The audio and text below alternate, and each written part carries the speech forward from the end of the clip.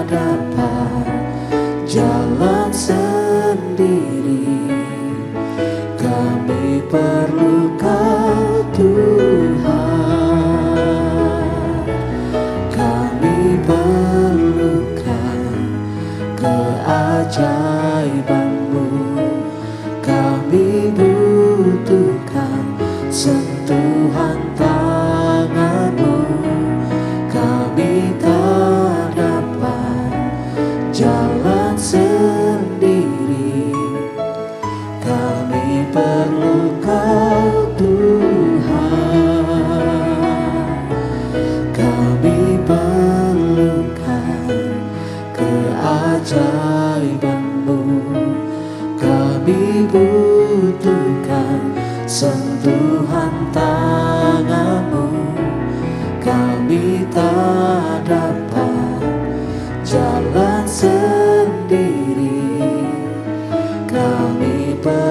Kau Tuhan,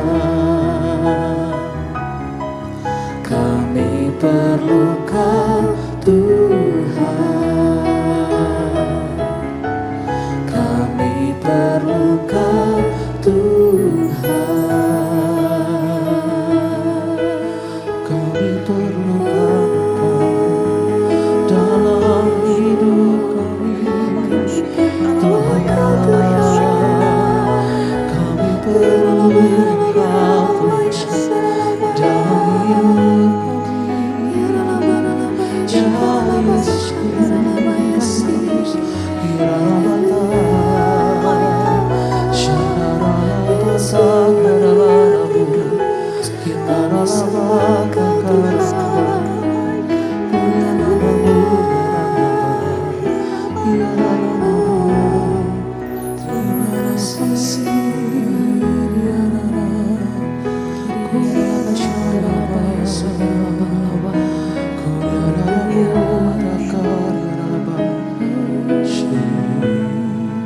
Kau bukan Tuhan yang melihat rupa, Kau bukan Tuhan yang memandang harta. Hati hamba yang selalu Kau cari, biar Kau temukan di dalamku. Selama ku hidup, ku mau menyembah-Mu, sebab Engkau sangat berarti bagiku. Yang terbaik yang ada padaku, ku persembahkan kepadamu. Kau bukan Tuhan yang melihat rupa, Kau bukan Tuhan yang memandang harta. Hati hamba yang selalu Kau cari, biar Kau temukan di dalamku. Selama ku hidup, ku mau menyembah-Mu, sebab Engkau sangat berarti bagiku. Yang terbaik yang ada padaku, ku persembahkan kepadamu, Yesusku.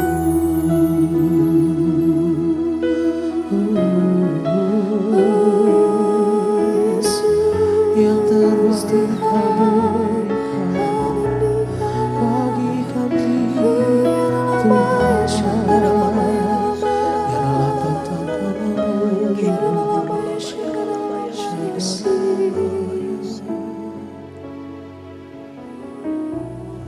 Mari saya ajak kita semua untuk bisa memberikan bagian yang terbaik dari hidup kita untuk Tuhan.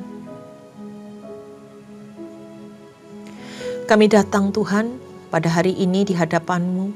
Kami bawa yang terbaik dari hidup kami untuk memuliakan nama Tuhan. Dimanapun kami berada hari ini Tuhan, saat kami duduk, saat kami mendengarkan firman Tuhan, ini adalah bagian yang terbaik ya Tuhan, di mana kami menyiapkan hati kami untuk dipenuhi dengan roh Tuhan, untuk diajar bagaimana kami boleh menjalankan kehidupan kami dengan benar di hadapan-Mu ya Bapa. Segala apapun ya Tuhan yang hari-hari ini boleh kami terima, kami tahu itu bagian dari kebaikan Tuhan untuk kami boleh nikmati di dunia ini ya Bapa. Tapi terlebih dari itu Tuhan, kami mau menyiapkan yang terbaik dalam hidup kami, dari hati kami, dari pikiran kami ya Bapa. Hanya untuk meninggikan nama-Mu ya Bapa. Supaya segala apapun yang keluar dari hidup kami ya Bapa, hati-Mu disenangkan ya Bapa. Dan kami boleh ya Tuhan mendapat bagian yang terbaik ya Tuhan di dalam kerajaan-Mu ya Bapa. Berbicaralah Tuhan atas segala apapun yang hendak Kau nyatakan dalam Bible study hari ini ya Bapa. Dan biar kami diberkati, biar kami dipulihkan, biar kami ya Tuhan boleh menerima kemenangan demi kemenangan dalam kehidupan kami. Terima kasih ya Allahku, hanya di dalam nama Tuhan Yesus. Haleluya. Amin. Oke saudara-saudara, kita masuk di dalam Hagai 2, menceritakan tentang kemegahan bait suci yang baru. Kita mulai di ayat yang pertama. Dicatat lagi tanggal detail pada saat Nabi Hagai menuliskan kitab ini. Pada hari ke-24 dalam bulan ke-6. Pada tahun kedua pemerintahan Raja Darius. Dalam bulan ke-7, tanggal 21 bulan itu, datanglah firman Tuhan dengan perantaraan Nabi Hagai. Bunyinya, katakanlah kepada Zerubabel bin Sealtiel, kepala daerah Yehuda, dan kepada imam besar Yosua bin Yosadak, dan kepada orang-orang yang tersisa dari bangsa itu. Setelah sekitar sebulan mereka membangun bait Allah, Tuhan menyampaikan firman melalui Nabi Hagai. Dan pesan firman Tuhan ini ditujukan kepada pemimpin-pemimpin yang ada di masa itu. Yaitu siapa? Zerubabel. Zerubabel ini adalah orang yang dipilih Tuhan untuk boleh memimpin pemerintahan di bidang politik. Sedangkan Yosua ini dikatakan sebagai imam besar. Orang yang Tuhan pilih untuk boleh memimpin keagamaan pada masa itu. Firman Tuhan ditujukan kepada para pembesar ini. Dan ayat yang keempat. Siapakah di antara kamu yang melihat bait ini dalam kemegahannya yang semula? Bagaimanakah kamu melihat keadaannya sekarang? Bukankah yang ini seperti tidak ada apa-apanya di matamu? Tuhan meminta mereka menilai keadaan bait Allah tersebut. Bagaimana hancurnya, bagaimana keadaan rumah Tuhan pada saat itu, pada saat mereka melihat. Disebutkan keadaannya di matamu seperti tidak ada artinya. Sementara konsep yang ada di dalam pikiran mereka, bangunan tempat rumah Allah itu adalah sebuah tempat yang megah, di mana kemuliaan Allah dinyatakan di tempat itu. Melebihi dari segala sesuatu, harus menjadi bangunan yang terbaik. Tapi hari itu dikatakan keadaannya hancur. Dan Tuhan ingin mereka melihat dan menilai apa yang ada di hadapan mereka. Selanjutnya di ayat yang kelima. Sekarang kuatkanlah hatimu, hai Zerubabel. Demikianlah firman Tuhan. Kuatkanlah hatimu, hai imam besar Yosua bin Yosadak. Kuatkanlah hatimu, hai segala rakyat negeri. Demikianlah firman Tuhan. Bekerjalah sebab aku menyertai kamu. Demikianlah firman Tuhan semesta alam. Di sini Tuhan hendak menyampaikan melalui Nabi Hagai. Tuhan ingin menyemangati mereka. Tuhan ingin menyemangati pemimpin-pemimpin, bahkan rakyat. Supaya mereka kuat. Karena apa? Gak mudah saudara-saudara. Pembangunan bait suci yang akan mereka lakukan itu bukan hal yang mudah. Sehingga Tuhan bilang kuatkan. Untuk kalian bisa melakukan hal yang terbaik untuk membangun bait Allah. Karena ketika mereka membangun bait Allah, Tuhan menyertai pekerjaan tangan mereka. Nah, di sini Tuhan mengingatkan harus ada sebuah tindakan yang dilakukan oleh manusia. Mereka harus melakukan sesuatu. Maka akan ada penyertaan Tuhan di sana. Nah, Tuhan ngomong sama Nabi Hagai supaya mereka menguatkan hatinya. Karena mereka harus percaya ketika mereka melakukannya ada penyertaan Allah di sana.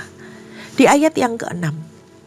Itulah janji yang telah kuikat dengan kamu. Ketika kamu keluar dari Mesir, dikatakan rohku akan tetap tinggal di tengah-tengahmu.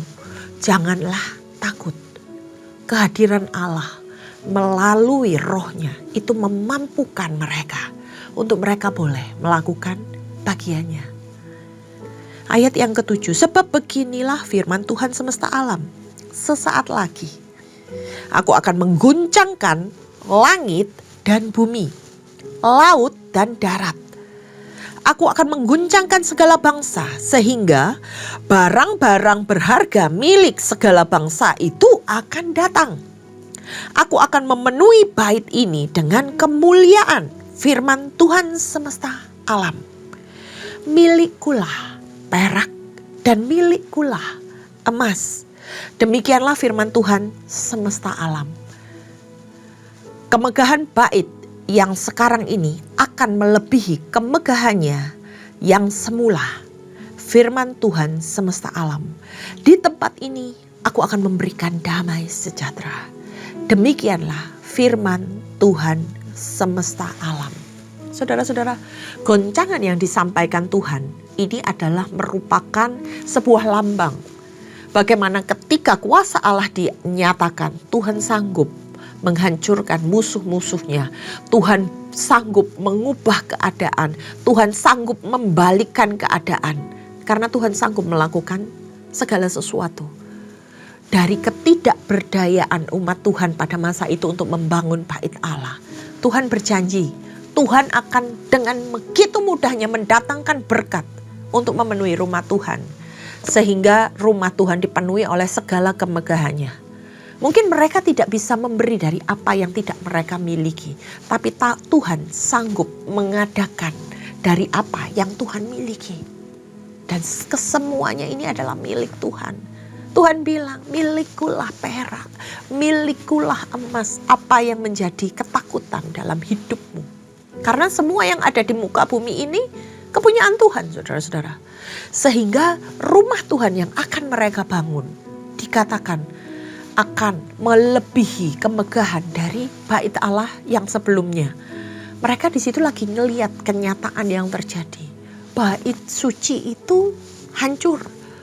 Dan mereka tahu sebuah bait suci itu harus dibangun seperti apa. Tapi hari itu mereka tidak memiliki apapun, saudara-saudara. Nah, di sini Tuhan sedang mengingatkan mereka, jangan khawatir. Lakukan bagianmu, lakukan dengan pekerjaan tanganmu sampai pembangunan itu selesai dan Tuhan yang akan menyediakan apa yang mereka perlukan. Sebab seluruh kekayaan di alam semesta ini adalah milik Tuhan. Nah, kemudian saudara-saudara, di perikop berikutnya dikatakan ada sebuah pertanyaan tentang apa yang kudus dan apa yang najis. Dalam perikopnya pembangunan bait suci terancam oleh ikut sertanya orang-orang yang najis. Nah, mari kita baca di ayat yang ke-11. Pada tanggal 24 bulan ke-9 tahun yang kedua pemerintahan Darius, datanglah firman Tuhan kepada Nabi Hagai, bunyinya. Nah, ini setelah 3 bulan berlangsungnya usaha pembangunan bait Allah, datang kembali firman Tuhan kepada Hagai. Beginilah firman Tuhan semesta alam itu. Tanyakanlah kepada para imam pengajaran ini. Hagai diminta Tuhan untuk menemui para imam. Karena imam-imam inilah yang berhak untuk memberikan pengajaran dan jawaban-jawaban atas hukum-hukum Tuhan. Seorang nabi itu adalah orang yang menerima pewahyuan dari Tuhan, tetapi seorang imam adalah orang yang bertugas untuk memberikan keputusan akhir tentang berlakunya sebuah hukum. Apa yang benar, apa yang Tuhan mau, dan apa yang salah, apa yang dosa. Itu tugas seorang imam. Di ayat yang ke-13. Jika seseorang membawa daging yang dikuduskan dalam ujung pakaiannya, Lalu dengan ujung pakaiannya itu ia menyentuh roti atau masakan, anggur, minyak atau sesuatu yang dapat dimakan. Apakah itu akan menjadi kudus? Para imam itu menjawab, katanya tidak. Nah saudara-saudara, saya pakai Alkitab terjemahan baru 2. Jadi mungkin ada beberapa kata yang disempurnakan, tapi artinya sama. Nah, pertanyaan yang diajukan adalah sebuah perpindahan kekudusan saudara-saudara. Antara sesuatu yang najis dan sesuatu yang kudus menurut pandangan hukum Taurat. Dikatakan sepotong daging bisa menjadi kudus bila diasingkan untuk sebuah pekerjaan atau upacara yang kudus. Nah, bagian-bagian yang kudus ini biasanya ditempatkan di puncak jubah para imam. Kalau di sini tadi dikatakan di ujung pakaian imam. Dan jubah itu akan menjadi kudus karena daging tersebut. Ada bagian kudus yang menempel di dalam bajunya. Tapi kekudusan jubah ini tidak akan mempengaruhi benda-benda lain yang kemungkinan ketika imam itu berjalan menyentuh bagian-bagian lain. Nah, ini diatur di dalam hukum Torah tentang yang kudus menyentuh benda-benda yang tidak kudus, maka benda-benda yang tersentuh ini tidak ikutan menjadi kudus. Dan ketika para imam ditanya oleh Nabi Hagai, mereka jawab tidak, memang tidak menjadi kudus. Itu jawaban mereka, jawaban para imam sesuai dengan hukum bangsa Yahudi. Di ayat yang ke-14, kata Hagai, jika seorang yang menjadi najis karena menyentuh mayat, menyentuh semuanya ini, apakah itu akan menjadi najis? Jawab para imam, katanya tentu. Nah, perhatikan saudara-saudara, ini sebuah pertanyaan yang berbeda tentang sebuah kenajisan. Hagai menanyakan kembali pertanyaan lain kepada mereka. Ketika seseorang menyentuh mayat, dalam hukum mereka ketika seseorang itu menyentuh mayat atau bagian tubuhnya terkena mayat, hukumnya najis, saudara-saudara. Dan ini yang disampaikan oleh para imam. Lalu berkatalah Hagai, seperti itulah umatku ini, bangsa ini di hadapanku. Demikianlah firman Tuhan. Seperti itu juga segala yang dibuat tangan mereka dan yang dipersembahkan mereka najis adanya. Maksudnya gimana saudara-saudara? Kenajisan itu lebih gampang ditularkan daripada kekudusan. Bangsa Yahudi ini sedang melakukan sebuah hal yang kudus di hadapan Tuhan, yaitu mereka sedang membangun bait suci. Tapi pada saat yang sama mereka juga melakukan yang namanya dosa, pelanggaran yang menajiskan kehidupan mereka. Sehingga akibat dari perbuatan dosa mereka, kebenaran perbuatan mereka itu menjadi najis atau tercemar. Bait suci yang tinggal reruntuhan itu seperti gambaran bagaimana dosa-dosa mereka menjadi najis di hadapan Tuhan.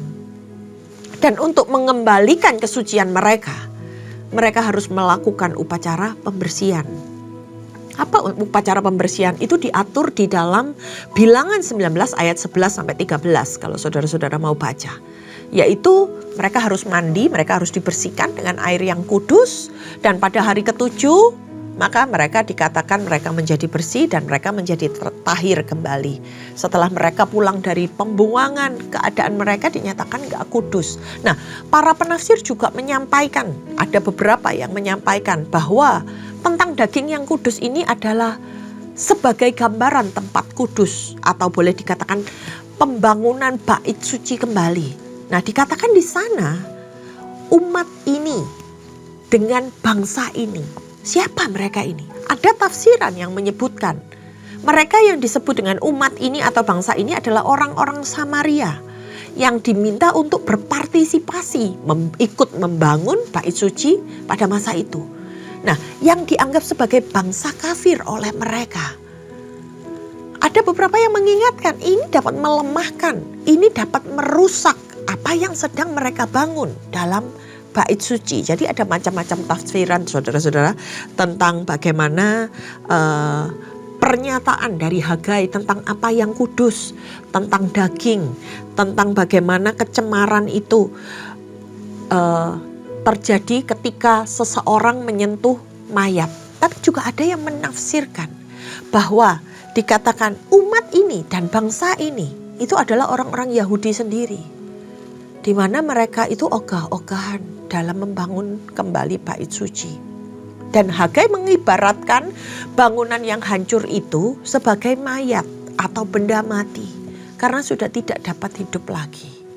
Tapi yang menjadi catatan yang paling penting saudara-saudara, Tuhan mengingatkan mereka untuk tidak menerima atau meminta bantuan dari sembarangan orang. Mereka cukup meminta bantuan dari Tuhan saja, supaya segala sesuatu yang mereka lakukan, yang mereka kerjakan, tahir di hadapan Tuhan. Karena mereka hanya meminta segala sesuatu pertolongan itu dari Tuhan. Kita masuk dalam perikop berikutnya. Dikatakan di dalam perikop yang baru ini adalah pembangunan bait suci mendatangkan berkat. Di ayat yang ke-16, sekarang perhatikanlah mulai hari ini dan selanjutnya, sebelum batu demi batu disusun untuk bait suci, bagaimana keadaanmu? Ketika orang datang untuk memperoleh tumpukan gandum sebanyak 20 takar, hanya ada 10. Ketika orang datang ke tempat pemerasan anggur untuk mencedok 50 takar, hanya ada 20. Aku menyerang kamu dengan hama dan penyakit tanaman, serta segala yang dikerjakan tanganmu dengan hujan batu. Namun kamu tidak kembali kepadaku, firman Tuhan. Perhatikanlah mulai hari ini dan selanjutnya, mulai tanggal 24 bulan ke-9, mulai dari hari diletakkannya dasar bait Tuhan, perhatikanlah. Apakah benih masih ada dalam lumbung? Dan apakah pokok anggur, pohon ara, dan pohon delima, pohon zaitun belum berbuah? Mulai hari ini aku akan memberkati, kata firman Tuhan. Nah saudara-saudara, di ayat yang ke-16 ini menerangkan tentang bagaimana keadaan mereka sebelum mereka memulai pembangunan bait suci. Keadaan pertanian dikatakan merosot karena dosa-dosa yang mereka lakukan. Dan Hagai sebagai seorang utusan Tuhan mengingatkan mereka supaya mereka mau bertobat, mereka mau berbalik kepada Allah, dan mereka menyadari akan dosa-dosanya. Itu yang hendak disampaikan oleh Nabi Hagai. Dan kemudian di ayat yang ke-19, dan hari ini bertepatan dengan mereka meletakkan dasar bait Tuhan. Ketika umat Tuhan mau melakukan kehendak Tuhan, maka dikatakan Tuhan akan membuka segala kemungkinan untuk Tuhan bisa mencurahkan berkat-berkatnya. Tuhan mengingatkan peran Tuhan ada dalam kehidupan mereka kalau mereka mau berbalik, kalau mereka mau bertobat. Tuhan menunggu di sana untuk bisa memberkati mereka. Kemudian di perikop yang terakhir dari kitab Hagai ini adalah janji kepada Zerubabel. Kita baca di ayat yang ke-21. Datanglah firman Tuhan untuk kedua kalinya kepada Hagai pada tanggal 24 bulan itu. Bunyinya, katakanlah kepada Zerubabel, kepala daerah Yehuda, aku akan mengguncangkan langit dan bumi dan akan menjungkir balikan tahta raja-raja. Aku akan memusnahkan kekuatan kerajaan bangsa-bangsa dan akan menjungkir balikan kereta dan pengendaranya. Kuda dan penunggangnya akan roboh, masing-masing oleh pedang rekannya. Pada hari itu, demikianlah firman Tuhan semesta alam. Aku akan mengambil engkau, hai Zerubabel bin Sealtiel, hambaku. Demikianlah firman Tuhan, aku akan menjadikan engkau seperti cincin materai, sebab engkaulah yang kupilih. Demikianlah firman Tuhan semesta alam. Zerubabel ini dikatakan adalah seorang pewaris tahta Daud. Dia merupakan tokoh penting bagi masa depan bangsa Yahudi, di mana ada kuasa Tuhan yang akan menyertai dia dan akan menghancurkan bangsa-bangsa, musuh-musuh mereka sampai tentara-tentaranya. Dan dikatakan Tuhan akan mengambil Zerubabel dan memakaikan cincin materai, menjadikan dia cincin materai atau menjadi penguasa yang dipilih oleh Tuhan secara sah. Cincin materai itu berbicara tentang bagaimana sesuatu yang sah dari Tuhan menyertai mereka. Kitab Hagai ini singkat, saudara-saudara. Cuman terdiri dari 2 pasal. Dan hanya memberitakan tentang bagaimana akan dibangunnya kembali bait Allah. Hagai dengan tugasnya sebagai seorang nabi, dia mengingatkan, dia mengarahkan bangsa Israel ini untuk bisa bertobat dan mengerjakan, ambil bagian untuk membangun kembali bait Allah yang hancur. Sekalipun pada masa itu keadaan mereka belum sempurna, belum baik-baik saja. Tapi Nabi Hagai mengingatkan mereka, kamu harus kuat, kamu harus mengandalkan Tuhan. Kamu harus bisa membangun kembali rumah Tuhan ini, supaya nama Tuhan kembali ditegakkan dalam kehidupan bangsa Israel. Nah, orang-orang pada masa itu yang tadinya acuh tak acuh sikapnya setelah mereka kembali dari pembuangan, ketika mereka diberitahu oleh Hagai, sikap mereka gak menolak, tapi mereka menjadi paham, mengerti tentang kewajiban mereka di dalam Tuhan. Dan mereka Hagai ini berhasil menyalakan semangat bangsa Israel dan mendorong mereka untuk mereka mulai membangun dan menyelesaikan bait suci tersebut. Ada berbagai tantangan, ada berbagai cobaan. Tapi Nabi Hagai ada di situ untuk mengingatkan mereka tentang bagaimana rumah Tuhan itu harus dibangun di dalam kekudusan. Jangan menajiskan sesuatu yang penuh dengan kemuliaan, dengan dosa-dosa atau apapun yang mereka kerjakan pada masa itu. Nah, walaupun hanya 2 pasal saudara-saudara, belum disebutkan bahwa pembangunan bait suci itu selesai dari kitab Hagai ini. Tapi apa yang disampaikan oleh Nabi Hagai ini mengingatkan kita akan sebuah perubahan yang terjadi dalam kehidupan manusia. Ketika manusia itu mau bertobat, ketika manusia itu mau berbalik dari dosa-dosanya dan kembali menghampiri Allah dan mengerjakan ibadahnya dengan sungguh-sungguh, maka Tuhan akan menyertai mereka. Tuhan akan memulihkan keadaan umatnya. Nah, dalam masa kini saudara-saudara, pembangunan bait Allah ini tidak berbicara tentang wujud fisik sebuah bangunan. Karena bait Allah itu sudah ada di dalam kehidupan kita sebagai orang percaya. Jadi wujud dan bentuk dari bait Allah secara rohani adalah bagaimana kita boleh melakukan persekutuan untuk hidup bersama Tuhan dengan hidup yang benar, kudus dan tak bercacat celah. Sehingga apa? Roh Kudus menaungi kehidupan kita. Roh Kudus bisa berkuasa atas kehidupan kita. Sebab Tuhan tidak bisa melakukan sesuatu dari sesuatu yang najis. 1 Korintus 3 ayat 16 dikatakan, tidak tahukah kamu bahwa kamu adalah bait Allah dan bahwa roh Allah diam di dalam kamu. Saudara-saudara, hari ini kita diingatkan bahwa kita ini adalah bait Allah secara rohani. Dapatkah apa yang secara rohani itu dinyatakan sebagai sesuatu yang kudus ketika kehidupan kita melakukan sesuatu yang najis, ketika hati kita masih dipenuhi dengan sampah-sampah dan kotoran-kotoran dari dunia ini. Ini menjadi sebuah peringatan akan bait Allah di masa sekarang ini, bahwa kita harus menjaga kehidupan kita supaya roh Allah itu bisa bekerja, supaya Tuhan bisa memberkati, supaya Tuhan bisa memakai kehidupan kita, dan apapun yang kita kerjakan ada penyertaan Tuhan di sana. Mari kita tundukkan kepala dan berdoa. Kami tahu Tuhan, Engkau sudah memberikan yang terbaik dalam hidup kami ya Bapa. Tubuh kami, hidup kami, ini adalah yang terbaik yang bisa kami persembahkan di hadapan-Mu ya Bapa. Kalau hari ini kami boleh diingatkan ya Tuhan, bagaimana bait Allah yang ada di dalam hidup kami ini ya Tuhan, harus dinaungi dengan Roh Kudus. Untuk itu kami diingatkan untuk kami menjaga langkah hidup kami, menjauhi segala dosa-dosa dan apa yang najis di hadapan-Mu ya Bapa.